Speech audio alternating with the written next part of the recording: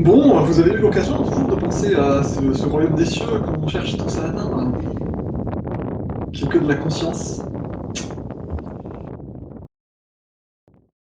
Moi, ça m'a encore frappé cette semaine, comme c'était juste l'état de conscience qui changeait en fait. Comme qu'il fallait chercher à changer, c'est pas. Il n'y a rien à faire de plus que se dire bon, je vais me mettre dans un état aimant, je vais être patient, je vais donc prier pour être aimant et patient. Et du coup, ça changeait toute la vie, quoi. Malgré le fait que le reste change pas, que les gens changent pas, que les événements changent pas forcément. Mais juste l'état de conscience fait que bah, tout va mieux, quoi. Ça m'a encore frappé. On a une vision différente des choses quand on a une conscience élevée, quoi. Et d'où le truc de bah, vous pouvez être parfaitement heureux dans un taudis ou au fond d'un trou. C'est encore une révélation frappante. Je me suis dit, mais tous les jours, voilà, tous les jours, méditer, se coller dans cette conscience-là, ça vaut vraiment le coup. Au lieu de pester contre la guerre en Ukraine, les vaccins, les Macron, les machins. Du coup, ça balaye tout ça, en fait. Dans cet état paisible, aimant, se dire, la vie est magnifique. Le soleil brille, voilà. Les oiseaux, les fleurs, Voilà. tout le reste. Je pense qu'il faut se déconnecter de la réalité humaine. Même si il faut vivre avec. Oui. Tout à fait. Faut peut-être pas trop s'imprégner de tout ce qu'ils racontent à longueur de temps sur les médias, quoi. Parce que là, c'est pas rigolo, quoi, quand on... Ouais, mais je sais pas si on se... Je sais pas. Moi, je me pose toujours la question quand même. Si on se déconnecte complètement, parce qu'il y a quand même l'action aussi. Oui, c'est se déconnecter émotionnellement, en fait. Ah oui. On sait que ça existe, hein, on ne va pas vivre dans une grotte. Voilà, d'accord. Oui. Mais la lumière, tout ça est plus forte. Mais parce que si on se déconnecte aussi au niveau action et tout, je suis pas sûre, quoi. Ah, non. Non, le but, c'est de vivre dans cet état lumineux, mais dans cette matière terrestre, qui est un peu moins lumineuse. C'est ça le challenge du grand écart, quoi. Vous vivez dans deux dimensions. La dimension physique, mais aussi la dimension spirituelle. Ouais. Donc il y a un savant mélange. Enfin, plus on a deux dimensions spirituelles, et mieux ça se passe, quoi. Les pieds sur terre, la tête dans le ciel, quoi. Ouais. C'est ça. C'est compliqué, hein. C'est compliqué. Mais d'où la prière et la méditation, hein, vraiment. Avant les actes, oui, moi je suis d'accord. Si tu veux ça, avant les actes. Parce que souvent, quand même, soit au d'attendre, hein, parfois, il faut attendre. Mais autrement, en général, on sait mieux quoi faire, quoi. Et puis, moi personnellement, je le vis beaucoup mieux. De me déconnecter complètement. Des fois, j'ai des patients pénibles, ou de la famille pénible, ou des gens pénibles. Et ce truc-là, de me dire, ok, je vais aller passer un repas ou un après-midi avec ces gens-là. Je médite un bon coup avant, j'essaie de garder cette sensation de la vie est belle, quoi. Oui. Et du coup, voilà, les gens sont pénibles ou quoi, c'est pas grave, la vie est belle. Et du coup, j'entends les gens, je leur parle, mais j'essaie vraiment de me focaliser là-dessus, parce que dès que je rentre dans la critique, ou la colère, c'est terrible, ça renfonce dans le bas, quoi. Et du coup, c'est vivre un peu comme un, je sais pas comment dire ça, c'est vrai qui dit, voilà, vous redevenez un enfant. Mais moi, j'ai du coup l'impression de vivre un peu comme un simplet, quoi, qui s'en fiche un peu de tout, qui est là, oui, ça va bien. Oui. Moi aussi. C'est ça. Tous les jeunes qui sont dans notre monde. Ouais. Je sais pas. Tu peux rien dire. Ouais, c'est laisser couler, en fait. Oui. Lâcher prise en disant, ok, c'est pas grave. Ouais. Bon, bah, très bien. Là, je vous propose de commencer alors. De lire cet article Message urgent du Christ, qui est un petit peu long. C'est surtout, je trouve, le début qui est vraiment magistral. C'est un beau rappel de tout ce qu'il faut comprendre et pratiquer. Donc, allons-y. Le Christ dit « Je viens à vous par le canal de la porte-parole parce que j'ai un message urgent à vous transmettre. Aimez vos ennemis, pardonnez aux gens qui vous maltraitent, priez pour ceux qui disent du mal de vous. Si la force vous manque, mettez tous les moyens en œuvre pour y arriver par le pouvoir de l'esprit, la conscience divine. Priez, méditez et demandez de l'aide. Elle vous sera donnée si vous persévérez. Si votre ego abaisse sans répit vos pensées vers la colère et l'agressivité, qui vous présente toutes sortes d'arguments pour blâmer qui vous a profondément meurtri et parfois même blessé physiquement, méditez encore et encore. Cherchez le discernement et l'apaisement. Demandez à être débarrassé de ces pensées perturbantes et insistantes de colère et de vindicte. Non pas pour plaire à Dieu, comme l'enseignent les églises, mais pour vous protéger du coup de tonnerre que vos pensées de colère attirent en retour dans votre vie, sous forme de tempêtes relationnelles, disputes et discussions qu'il faudra affronter. Car, quelle que soit la puissance de votre ressentiment, cette puissance enverra un courant électrique de conscience directement à la personne qui vous a blessé, et le courant de conscience reviendra vous frapper en temps voulu, comme un boomerang. Sachez que tout champ électrique génère un champ magnétique similaire.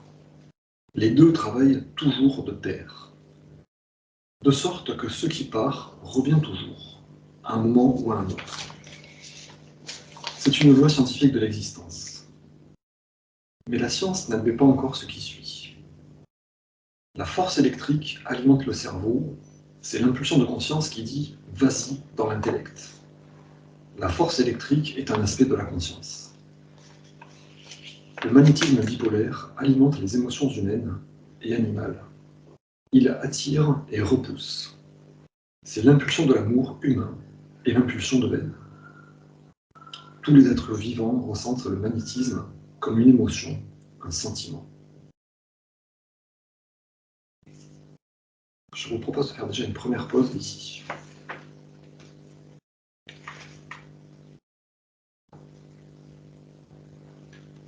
J'aime bien la brutalité du commandement. Aimez vos ennemis, pardonnez aux gens qui vous maltraitent. Priez pour ceux qui disent du mal de vous. Comme c'est radicalement différent de ce que l'ego nous dit, quoi.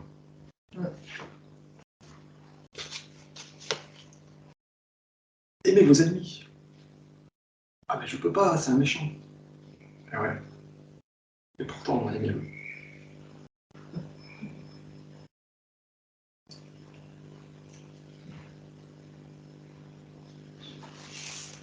Et la fin de ce paragraphe dit, voilà, si la force vous manque, mettez tous les moyens en œuvre pour y arriver par le pouvoir de l'esprit.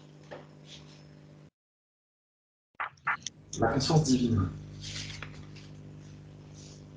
La conscience divine, c'est un contenu de conscience, enfin c'est un état de conscience en fait.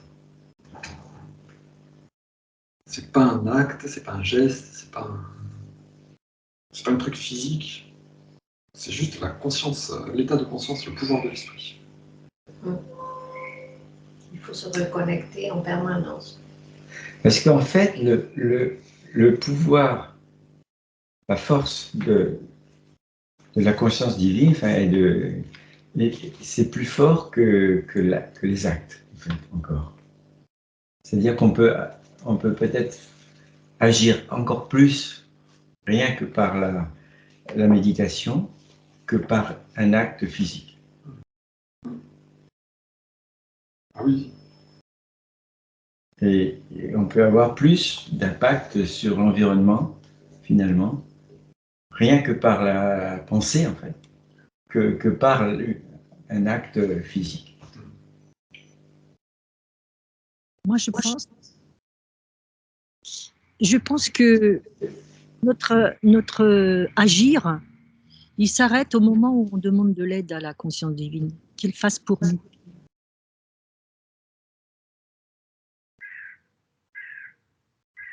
Ah ouais, c'est jamais faire à notre place. Hein. C'est jamais ça, quoi. Elle ne fait pas notre place, mais comme on demande de l'aide. C'est quand même elle qui est en nous et qui le fait à notre place. Nous, la conscience humaine, elle est limitée. Oui, mais je veux dire, c'est vrai que c'est un point assez délicat, mais notre but, c'est de demander à la conscience créatrice de nous inspirer pour qu'on agisse de façon juste, pour qu'on parle de façon juste, pour qu'on pense de façon juste. C'est pas je me retire de la scène du monde et je demande à Dieu de faire à ma place. C'est ce truc-là qui est difficile, c'est de dire, comme on disait tout à l'heure, c'est avoir la tête dans les étoiles et les pieds sur la terre, quoi. Et c'est ça qui est un écartèlement insupportable. On vit dans 2 dimensions, au niveau de la conscience divine, au niveau de l'âme, et après au niveau de la conscience de la matière, au niveau de l'ego. Et il faut infuser cette conscience divine dans la conscience terrestre. Au niveau de l'âme, on reçoit la force de faire ce qu'il faut. Et en fait, voilà, quoi. Après le reste suit. Mais il faut avoir la force, et c'est tout ce qu'on peut obtenir, c'est justement cette force, et non pas une action extérieure à nous.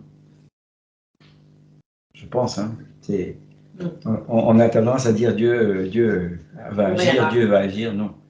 Dieu, il va nous donner il va nous indiquer ce qu'il faut pour qu'on puisse faire ce qu'il faut. Et nous amener dans la bonne direction, nous guider vers la bonne direction. Sinon, on peut partir dans n'importe quel sens et faire n'importe quoi. C'est ce qu'on fait. Mais tout le truc est là, il me semble, c'est se dire, je surmonte, voilà, quand il dit aussi, votre ego vous présente tout un tas d'arguments pour lesquels vous devriez être en colère. Et ben c'est ça qu'il faut surmonter. Voilà. C'est dire non. C'est ça. Et moi, justement, ce qui m'inquiète, c'est que je vois beaucoup de gens dire, oh ben non, je veux rien savoir, moi je suis dans la prière. Donc, c'est ça, tu vois, qui m'inquiète aussi beaucoup. Et je dis, mais non, il faut prier pour savoir quoi faire, ce qui est juste, comme tu dis, et je le sais entièrement. Demander la force, demander la sagesse, demander l'amour, pour faire voilà, c'est ça. Pour faire... et après, ça se fait tout seul, effectivement. Mais il faut demander, après on a, et après on fait. Mais non, mais ça va se faire, de toute façon. Ben non, ça va pas se faire. Sauf, c'est Mère Teresa qui disait ça, même les gens impotents, enfin, ou les gens handicapés, ou qui peuvent rien faire, peuvent aider ceux qui sont dans l'action par la prière, c'est très fort. Ça, on est d'accord. Mais quand on peut faire, à mon avis, et d'abord la prière, toujours, c'est le centre, et après on va, quoi. L'action est liée à la volonté divine, en fait. Ce qui est juste, quoi, toujours dans l'amour. Mais l'action n'est pas... elle est importante, hein, pour moi, hein, pour moi.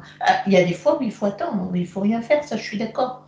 Et il y a des fois où ça se fait, ça c'est dans la méditation et dans la prière, hein. Ça me rappelle un peu, tu sais, quand on avait parlé des prières pour le monde, on se réunit à telle heure, tel jour, et on prie pour le monde. On avait parlé de ce truc-là, que c'est pas à nous de nous sentir supérieurs, en gros, et de dire, bon, ben, moi je me retire du monde et je demande à ce que les autres soient intelligents et aimants, quoi. Quand il dit prier pour les autres, il y a cet aspect-là des impotents qui prient pour les gens qui agissent. Et il ne faut pas faire que ça. Voilà, c'est sûr. Prier pour les autres, ok.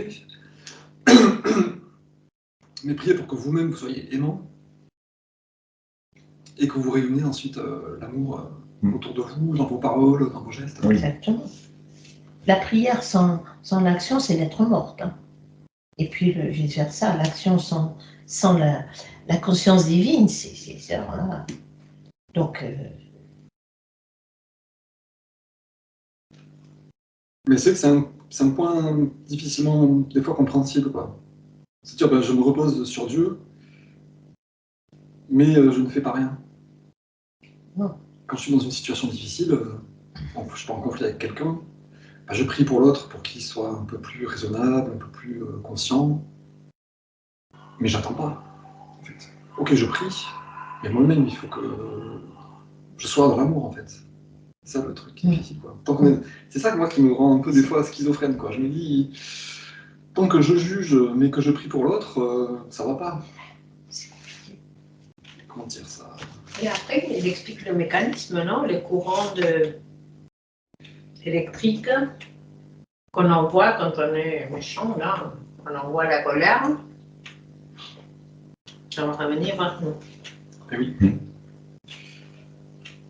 Et c'est intéressant ce passage, je vous dis, les deux vont toujours de pair. Les deux travaillent toujours de pair. L'électricité et le magnétisme. En gros, les pensées et les émotions vont aussi toujours de pair. Et en général, plus l'émotion est forte, plus ça attire vite et fort.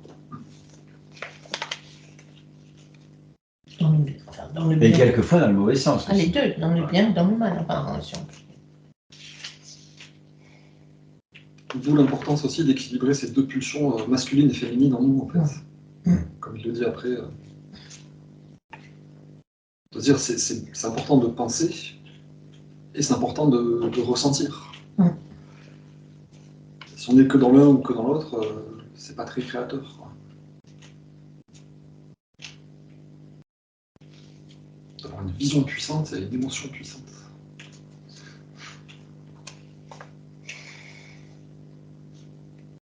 En tout cas, voilà, le magnétisme bipolaire aussi, ça explique bien ces impulsions jumelles de l'amour humain et de la haine. Quand on dit souvent, ah là, il y a l'amour et la peur, ou l'amour et le... Ben, c'est ça, c'est le magnétisme, en fait. Attraction, rejet, quoi. Amour, j'en veux, je vais tout prendre, une grosse voiture, machin. Et la haine ou le rejet ou la peur j'en veux surtout pas, je veux que ça aille loin de moi. C'est une très bonne explication de la dualité émotionnelle.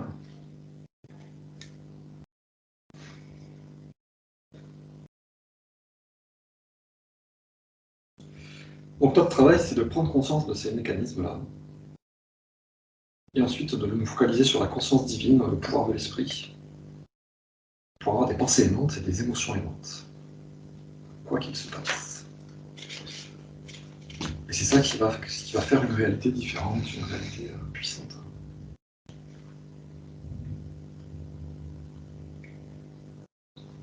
Donc bon, on va continuer, si vous voulez, pour voir un peu l'effet psychosomatique de la chose. Donc tous les êtres vivants ressentent le magnétisme comme une émotion, un sentiment. Les lettres 5 et 6 traitent cette vérité de manière complète. Mais s'il y a plus encore, ce que j'ai si bien perçu en Palestine il y a 2000 ans, la science médicale le sait désormais. Les pensées, qui naissent dans votre cerveau, descendent toutes dans votre glande pituitaire via votre hypothalamus, et la négativité, les chocs émotionnels ou vibrations abaissées, qu'elles contiennent, passent dans vos organes, votre sang, votre corps tout entier, causant un épuisement énergétique et à plus long terme de la maladie. C'est ce phénomène qui produit les maladies psychosomatiques reconnues par le corps médical. Au temps où je vivais en Palestine, il y a 2000 ans, j'ai dit aux Juifs de ne pas s'inquiéter s'ils buvaient dans une tasse non lavée, mais de bien faire attention à ce qui sortait de leur bouche.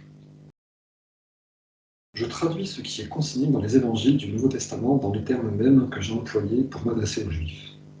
Ils n'avaient pas la moindre idée de ce que je pouvais bien vouloir leur dire. Aujourd'hui, hélas, les diverses églises chrétiennes sont tout aussi ignorantes qu'ils l'étaient à l'époque. Comment auraient-ils pu comprendre, n'ayant pas reçu l'illumination que j'avais, moi, reçue dans le désert, et qui avait illuminé mon esprit, y imprimant la connaissance spirituelle des origines de la création et des lois de l'existence? Mais vous, qui vivez dans le monde d'aujourd'hui, d'innombrables enseignants sont venus sur Terre vous expliquer des faits scientifiques, et des mystiques aussi, qui vous ont guidé vers les vérités métaphysiques et spirituelles. Ils vous ont préparé à recevoir mes lettres, qui contiennent la vérité la plus haute de toutes, la vraie nature de votre source d'origine, que vous appelez Dieu, et les lois universelles de l'existence.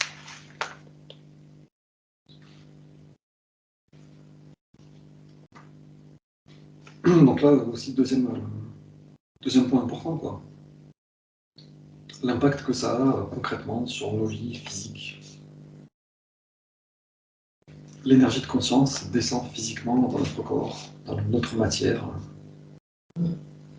et nous rend malades. Ou éternellement jeune et en bonne santé, si on est plein de pensées divines.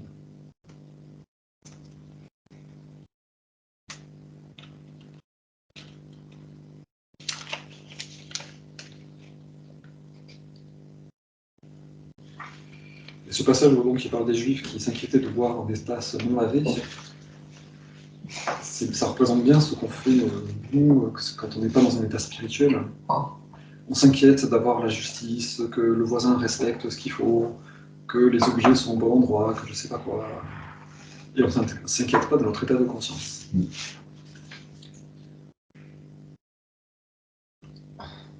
C'est vrai que c'est difficile, hein, plusieurs fois, il dit dans les lettres en général, qu'on ne pourra pas progresser qu'on commencera vraiment à progresser au moment où on comprendra que notre monde n'est pas solide, que tout est de l'énergie de conscience rendue visible, et qu'il ne faudrait plus jamais regarder le monde physique comme étant de la matière solide. Ouais, Il faut un peu se coincer le cerveau là pour y arriver. Quand on se cogne le doigt de pied dans un truc, c'est solide. C'est du solide pour orteil solide, mais en tout cas, c'est pas solide. Et la vérité spirituelle, enfin les lois naturelles de l'existence, les lois universelles de l'existence, c'est vraiment ce truc-là, notre conscience se matérialise. Dans des événements, dans des rencontres, dans notre corps. Et donc il faut juste pas faire trop attention au physique, mais faire très attention à notre psyché, quoi. Enfin, à notre état mental. Et nos pensées négatives peuvent nous provoquer le pire, en fait.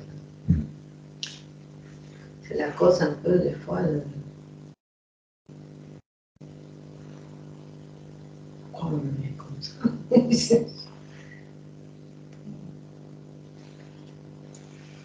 Et bon, c'est vrai que c'est difficile, hein, dans notre monde. Là, il parle des enseignants spirituels qui sont venus nous expliquer des vérités spirituelles. Mais c'est vrai qu'on est pris dans un monde très médicalisé, très rationalisé, scientifique. Donc voilà, il faut arriver à s'extraire de ces croyances matérialistes, ce qui n'est pas trop facile, pour se plonger dans cette vérité de l'existence. Se dire, non, j'ai pas besoin de changer des choses matériellement, finalement, j'ai besoin de changer des choses dans mon esprit.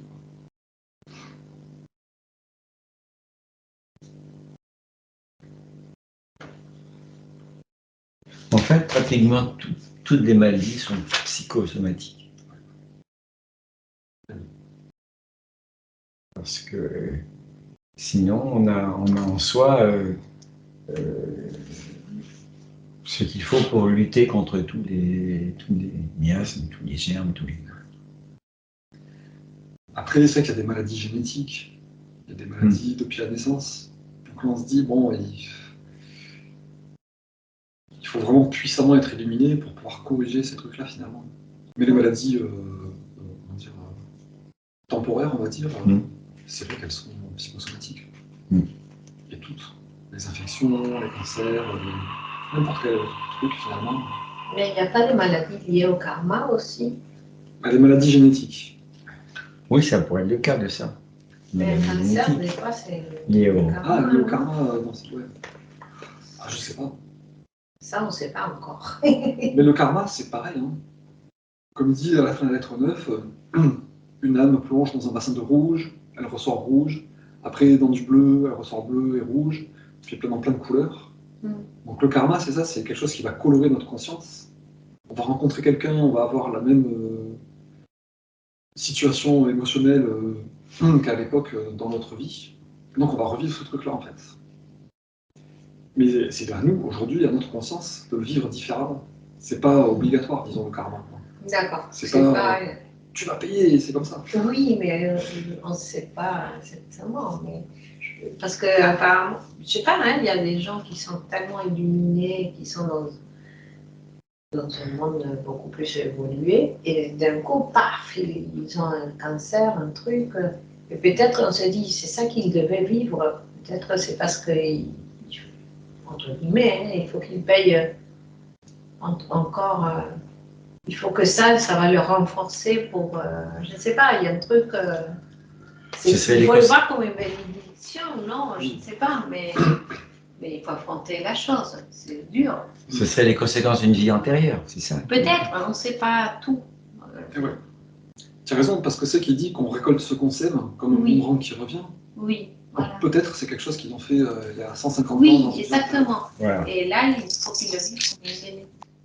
Et donc voilà, la suite du texte, démonstration au niveau mondial, avec la guerre.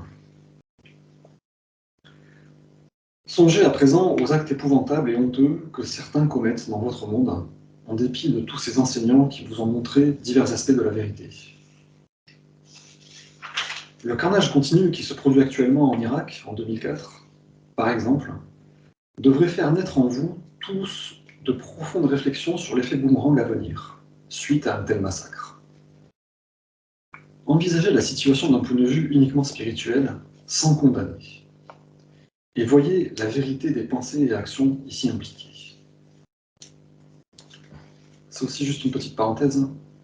Voir la vérité des pensées et actions sans condamner. C'est un équilibre difficile. C'est pas du jugement, il ne faut pas condamner, et en même temps il faut voir la vérité. Est-ce qu'on peut faire un parallélisme avec la guerre en Ukraine en ce moment? Complètement. Voilà, c'est un peu ça. L'idée, c'est ça. C'est la même chose. Exactement, voilà. Mais du coup, voilà, ce truc de voir la vérité sans condamner, il y a aussi une espèce d'écartèlement entre être honnête en gros, enfin être concret, mais ne pas tomber dans l'ego qui juge et qui condamne. Donc voilà, en 2004, en Irak, dans ce cas précis, voyez un homme, Saddam Hussein, résolu à prendre le pouvoir en Irak et à apporter paix et abondance au peuple. Peu évolué en matière de vraie spiritualité, il s'est servi des moyens les plus durs et violents pour contrôler la nation et réduire au silence ceux qui entravaient ses desseins. Ces gens avaient usé de violence pour se soulever contre lui, et il leur a donné la violence en retour. Voilà en présence un tyran et un petit groupe de combattants de même niveau mental et moral. Leurs vibrations spirituelles, malgré toutes leurs prières et leurs cérémonials religieux, étaient les plus sombres, denses et basses qu'il est possible d'atteindre aujourd'hui sur notre planète. Hussein et ses rebelles se méritaient réciproquement. Les Irakiens le toléraient, certains l'admiraient et l'applaudissaient même, parce qu'il maintenait la paix dans une nation instable et leur donnait la possibilité de vivre au quotidien aussi paisiblement que leur permettait leur nature agressive. Puis, Saddam Hussein se mit à dos les États-Unis. Il irrita ses dirigeants, tout comme lui sous l'emprise de l'ego, qui le punirent en lui imposant des sanctions. Plus tard, une aide humanitaire inaugura le système pétrole contre alimentation, qui secourut le peuple irakien affamé et donna à l'Amérique le pétrole dont elle avait besoin. Mais cette mesure porta un coup sévère à la fierté d'Hussein. Elle ne soulagea pas la pénurie nationale en produits de consommation courante et d'articles de luxe dont les pays voisins, eux, jouissaient. Vous autres, peuples du monde, ayez, je vous prie, un moment d'empathie face à l'énorme volume de ressentiment, de haine et d'angoisse, né des agissements d'une nation forte de son abondante richesse, de ses armements, soldats, marins et aviateurs bien entraînés. Comprenez qu'une telle émotion vécue au plan national devient une force vive de destruction colossale. Il est certain que personne sur le sentier véritable de la voie christique, ma voie, ne se serait jamais conduit avec une telle cruauté. S'il avait dû faire face à la nécessité de traiter avec Saddam Hussein, un leader éclairé par les lois spirituelles et scientifiques de l'existence aurait appelé une assemblée de gens éclairés à se réunir pour méditer et demander à être guidés.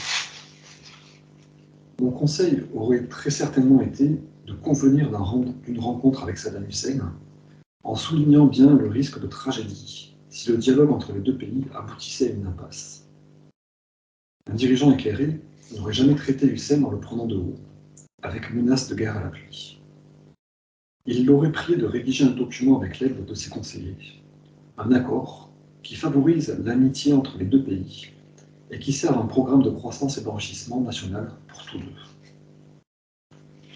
Un dirigeant aussi éclairé aurait alors pris connaissance des propositions irakiennes en vue d'établir la paix et l'harmonie. Il les aurait discutées paisiblement, mis par le désir sincère du bien-être de tous. Il aurait alors appelé son peuple éclairé à méditer et à lui transmettre en retour tout ajustement reçu pendant la méditation. Le peuple, sous la domination de Saddam Hussein, aurait ainsi été progressivement libéré du pouvoir répressif de tyran. Saddam lui-même aurait vu les avantages d'une approche pacifique plutôt qu'offensive, et les États arabes auraient été impressionnés par le succès de l'entreprise. Cela aurait aussi incité les musulmans à repenser leur interprétation présente du Coran. Mais quelle est la façon d'agir terrestre, reconnue et généralement admise?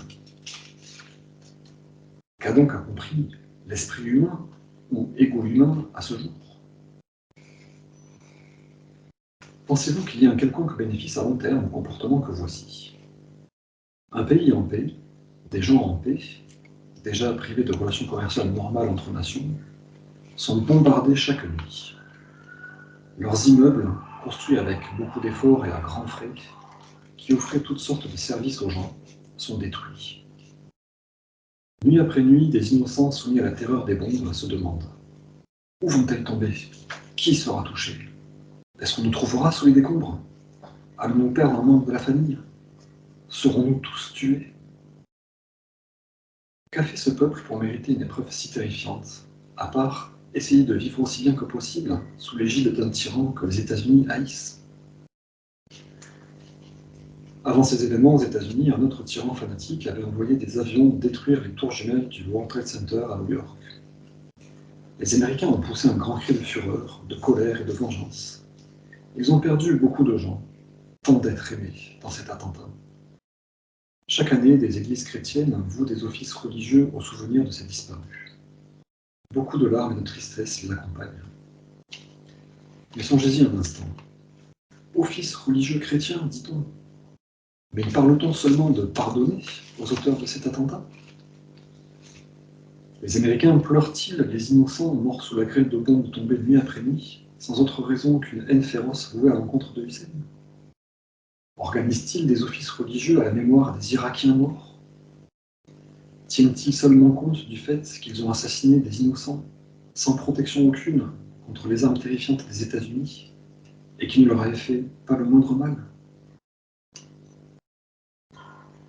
Considérez simplement le poids de détresse émotionnelle que cette destruction massive, insupportable et pleine d'arrogance, causée par un autre pays, a permis d'accumuler. Cette dévastation a provoqué la remise en liberté des groupes combattants rebelles que Hussein avait réussi à contrôler, ce qui a entraîné une épouvantable façon de tuer, l'attentat suicide à la bombe. Chaque fois qu'une telle bombe explose, tuant des passants innocents, les Américains favorables à la guerre contre l'Irak devraient prendre conscience que c'est leur soutien qui a rendu possible ces attentats suicides. Considérez simplement la vague gigantesque de vibrations émotionnelles indicibles d'horreur, de haine, de vengeance et de représailles qui avance maintenant droit sur l'Amérique. Comment les Américains croient-ils que toute cette énergie de haine se matérialisera à leur détriment? Car elle se matérialisera sous forme de mort et de destruction. C'est une loi de l'existence. Même les églises chrétiennes prétendent croire en cette loi. Là où le pardon n'est pas, il y a rétribution. La cause est suivie des faits. Le pardon complet, total, et l'amour dissipent les violentes énergies de haine. Sans le pardon, elles se renforcent du ressentiment continu de l'adversaire. Encore une petite pause ici.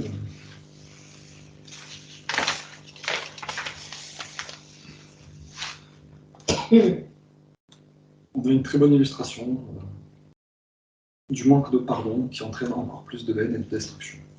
Il y a eu l'attentat du World Trade Center, il n'y a pas eu le pardon malgré la prétention d'office religieux chrétien. Du coup, il y a eu la guerre en Irak qui a fait encore plus de destruction, qui va engendrer encore énormément beaucoup plus de destruction à cause du ressentiment des victimes irakienne. Donc on voit bien la spirale infernale d'amplification de la haine, quoi. Et si les Irakiens, par exemple, avaient pardonné, qu'est-ce qui se serait Ça passé? serait mieux passé. Ça serait mieux passé. Après, comme il dit, hein, déjà la nation était instable, il y avait un tyran qui les dominait, il y avait déjà des sanctions, et en plus on les bombarde sans aucune raison. Je me rappelle qu'en 2008, le Pentagone a reconnu officiellement qu'il n'y avait aucun lien entre les attentats du 11 septembre et l'Irak.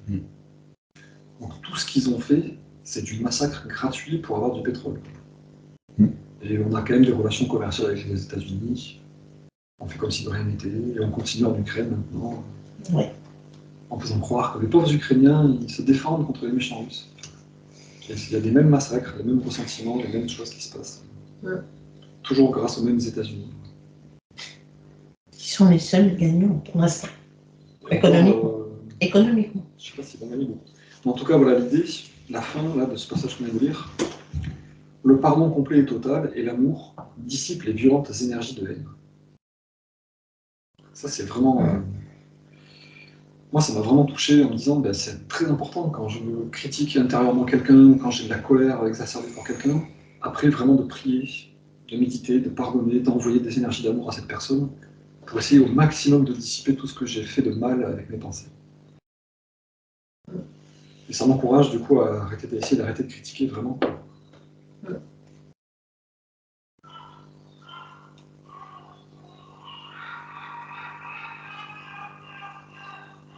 Il faut vraiment s'efforcer de ne pas critiquer, de ne pas avoir de colère. Et si jamais on en a, après coup, de réparer le truc par le pardon au maximum. Oui, la critique est vraiment destructrice. Le problème, c'est qu'on est dans un monde tellement difficile en ce moment que le gouvernement, déjà... Tu penses à quelqu'un en particulier? Ce soir, on va être en colère. Je sais pas. Et comment, tu vois... en fait, je pense qu'il faudrait voir le côté positif et dire, grâce à lui, grâce à nos gouverneurs, on réfléchit plus à ce qu'on veut vraiment, mais il faut qu'on crée le monde parallèle, parce que comment résister sinon? Si en septembre, le code passe là, les machins, tout recommence par exemple, comment résister à ce monde de contrôle ça peut empirer. Donc, est-ce qu'il faut se écarter? Je ne sais pas. En tout cas, il faut prier pour être guidé, c'est le seul truc. Oui, d'accord. Se dire, demain sera parfait. Demain, tout ira bien. Même s'ils font des projets tout pourris.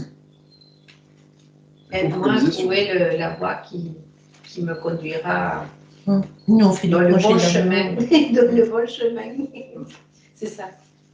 Même s'il y a cette réalité qui va vers ce truc-là. Se dire non, non, moi je prie, je m'imagine ma propre réalité, enfin je m'imagine. Je conçois mon propre monde parfait où tous les gens soient illuminés, où il n'y a plus de méchants Illuminati, et je me focalise là-dessus. Oui. Okay. Et j'agis en accord avec ça. Donc c'est un peu schizophrénique, hein,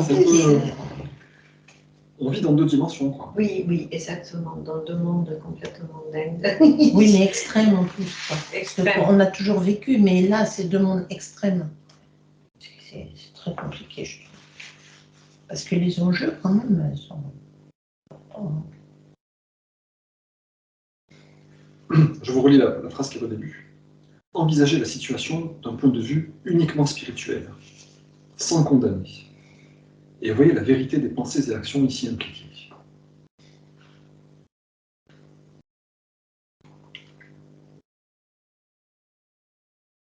Donc on pourrait se dire, ben eux, voilà, ils sont en train d'établir une domination mondiale par le mensonge, la traîtrise, le meurtre, tout ce qu'on veut, parce qu'ils ne sont pas illuminés.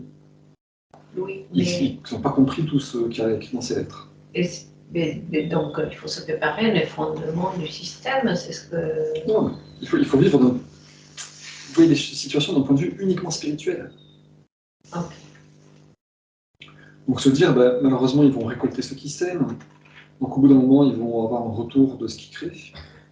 Donc ils vont s'en prendre plein les dents. Donc je ne m'inquiète pas de la dictature mondiale avec tout le monde pucé. Pour moi, ça n'arrivera jamais.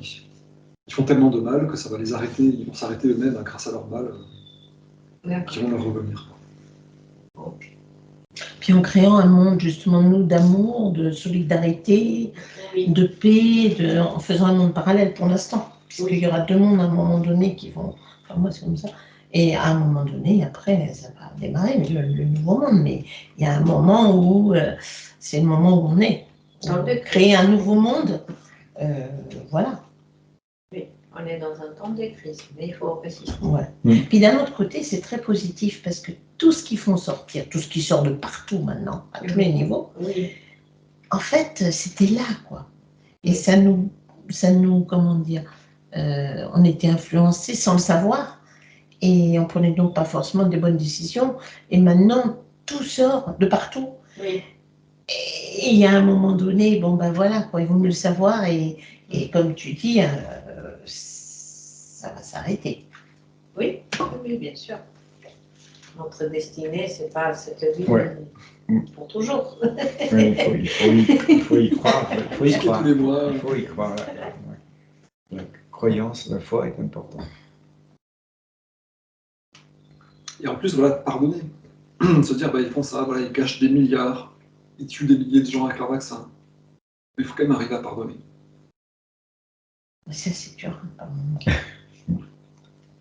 Il faut y arriver. En se trouvant des raisons. En trouvant... Ah oui. Bah, que ça va réveiller les gens, par exemple, mais...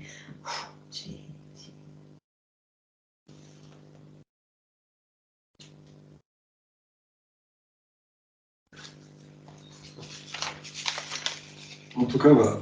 L'important, c'est de rester... Vas-y, Elisabeth, oui. Je pense que vraiment, c'est vraiment toujours de partir de l'intérieur de soi vers l'extérieur. Et la certitude que parce qu'on change, que l'autre va avoir envie d'aller vers nous, en fait. Mais peu importe s'il y va ou pas, en tout cas, avoir cette certitude, on part de l'intérieur de soi, pour aller vers l'extérieur, pour rayonner. Et ça, c'est voilà, c'est ce qui m'aide pour moi dans le quotidien à le surmonter. C'est vrai, c'est bien vrai. Ouais. De l'intérieur vers l'extérieur et pas l'inverse. Bon, si vous voulez, on finit la lecture de cet article. Donc voilà, le pardon complet, total, et l'amour dissipe les violentes énergies de haine. Sans le pardon, elle se renforce du ressentiment continu de l'adversaire. Lisez l'article intitulé « Des failles dans votre planète » et demandez-vous ensuite comment cette charge terrifiante de haine se matérialisera. Quels citoyens du continent américain en seront tôt ou tard la cible? Aussi, je vous le dis clairement, dans votre foyer, votre communauté, votre ville, votre État, votre pays, pardonnez à ceux qui vous ont offensé. Trouvez le moyen de pardonner, que l'offense soit grande ou petite. Faites résonner cette parole autant qu'il vous est possible à travers tout le pays. Et si vous n'arrivez pas à pardonner facilement, parce que votre ego ne vous le permet pas, remettez votre offense et votre colère à la conscience divine, que j'appelais le Père en Palestine, et demandez que l'afflux de son pouvoir spirituel de conseil allège et ôte doucement ce fardeau de votre esprit. Je vous lis ce paragraphe. Si vous n'arrivez pas à pardonner facilement parce que votre ego ne vous le permet pas, remettez votre offense et votre colère à la conscience divine, que j'appelais le Père en Palestine, et demandez que l'afflux de son pouvoir spirituel de conseil allège et ôte doucement ce fardeau de votre esprit. Les religions vous diront-elles cela? Non. Elles ne l'ont pas fait quand je vivais en Palestine, elles ne le feront pas maintenant. En effet, ces gens les plus haut placés des nations les plus puissantes qui causent les plus affreux dégâts dans le monde sont reçus avec pompe et cérémonie, sourire et poignées de main, par les dirigeants religieux des diverses religions chrétiennes. Des aveugles bénissent et serrent la main à d'autres aveugles. Pour entendre la vérité, il faut que vous veniez directement à moi. Je suis vivant en vérité et universel dans l'être. Venez à moi, je recevrai votre appel et j'y répondrai avec amour. Ayez le courage de rejoindre la voie christique, de suivre les enseignements que j'ai apportés au monde dans mes lettres. Elles vous disent comment rester en harmonie et en accord avec les lois de l'existence. Soutenus par ces lettres, vous entrerez en harmonie avec l'univers lui-même, et tout ira alors dans le sens de votre bien, bonheur et protection suprême.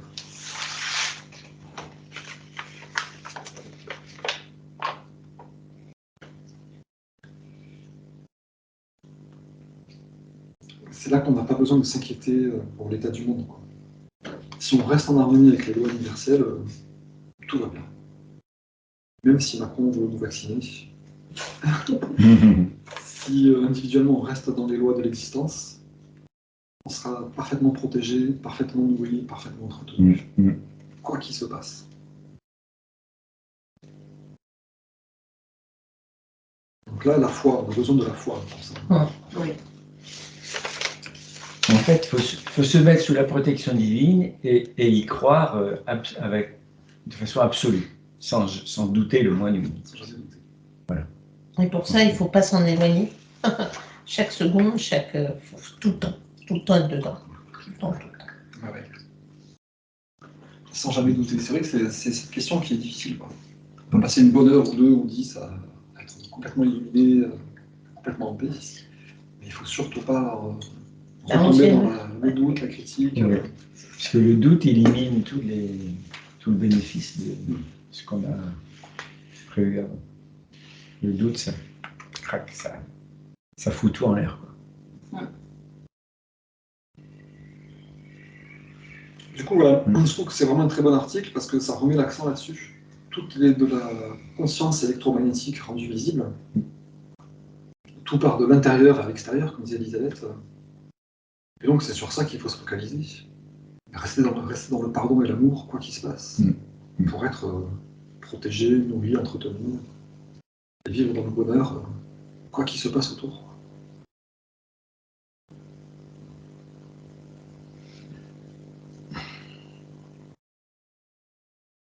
Ça nous condamne un peu à une vie de bisounours, quoi. Ça nous condamne à une vie de bisounours. On est censé voir que les belles choses, rester toujours aimant, souriant. Oui, mais s'unir aussi. Donc en même temps, créer, comme on disait tout à l'heure. Oui, c'est important de Oui, s'unir, les parce bisounours, que- s'unir aussi, ils sont ouais. reliés par l'amour, mais ils sont plusieurs. Et donc, ils créent, c'est aussi en créant et en s'unissant. Hein. Ah oui. Une civilisation de bisounours. Voilà. C'est très bien. Ah, c'est bien. Moi, j'adore les bisounours. J'adore ça. Je ne sais pas s'ils existent encore. Je me disais que je chercherais bien parce que j'adore. C'est vrai. Je trouvais que ça représentait bien. Mais c'était dans l'action aussi. Ah oui. Oui. Et quand il y a un problème, on rigole, on se dit ok, on va corriger le problème. Allez, Ouais. Tous ensemble. Tous ensemble. Tous ensemble, voilà. Dans l'amour.